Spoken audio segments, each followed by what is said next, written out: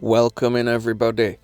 Super quick video today. I just wanted to highlight some of the things that I've been using in my Dark Onslaught guide and some of the mechanics that you might not know about that's going to help as you play daily. So the first one is, why do I recommend that you put heroes on the left hand side?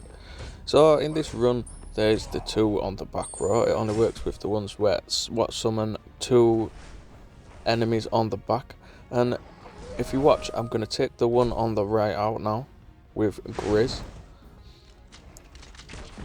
and if you take out the one on the right, the one on the left will shuffle along to the middle, and then when another one is summoned, the one on the left will move back to the left. So that one will just stay there indefinitely, and if it's a goblin healer or something like that, it's going to be able to charge his power up repeatedly. You see him shuffle back over to the left. Now that one is the same original minion now, and if you're hitting the right hand side every turn, that one will stay there the whole fight. But then, if you take out the one that's on the left, the one on the right will shuffle over, and when a new one is summoned, the new one will be summoned to the right. And then you'll be able to cycle them, and by doing that you see him shuffle over to the left now. Now that's the one from the right shuffled over to the left, so you can cycle the enemies just like that. So if there are goblin healers, you just put Knighthood on the left and you can cycle through the healers and try and take them out before they get the heal off. We didn't actually have any today. We've got Prototype, and he summons the demon healers, and these guys are exactly the same. It's the ones that summon two on the back row. The front row bosses that summon two on the back row, they all do this. See, I just took the left hand side one out with Herne base power. Normally on this floor you see me just use Herne rage, so it don't matter so much. And you see it's cycled over to the left, and a new one was summoned on the right. And that's basically how that works. So yeah, it's a little mechanic that not many people know, and it definitely helps to know. And that is why when I recommend Knighthood, I recommend you put him on the left. And then on to another thing. This in the community is known as the Rebel bug. It's not actually a bug, and it doesn't actually pertain to using the Rebel Gauntlet. Just want to get that out of the way. What happens is people see this 27% rage when you gain a buff, and they're like, well, I've got the 100% buff weapon, so I can just stand there swinging it. But you can't. And the game never tells you why you can't. Nobody knows why you can't. But what happens is Protect, Focus and Fury. If you proc them 3 times in one turn, it won't work for the rest of the turn, for the 4th move, and it won't work for the entirety of the next turn. They only stack 3 times, but they don't actually stack. You don't get a Protect on top of a Protect. It just means that you can't proc it more than 3 times. So it works the same as stacking, where there's a maximum amount of stacks, but it doesn't actually, in practicality, work as a stack, if that makes sense. So I've zoomed in on the health bar here so you can see the buffs flashing, and when I swing the first time, it flashed and I got Protect. And then it worked a second time, and it worked a third time, and then after that it just won't work.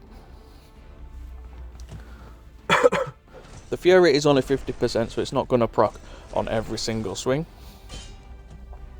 But if you watch the Focus and the Protect, they do not work for the entirety of this turn, and then I have to go a turn without Protect. So this is a thing that you do need to be very careful of. If you're in the Rift and you accidentally proc Protect 3 times in one turn, and you're relying on that Protect, you're going to die. So it's going to be pretty dangerous if you don't know how this works. So it's definitely a thing to avoid if you are using a buff weapon. And then this last one is known in the community as script manipulation. You see me using this every time I face Ajax. Ajax is the best boss in the DOD to use this on. And basically, if you stun one of the enemies, he won't summon anymore, because that enemy can't shuffle along to make space for a new enemy.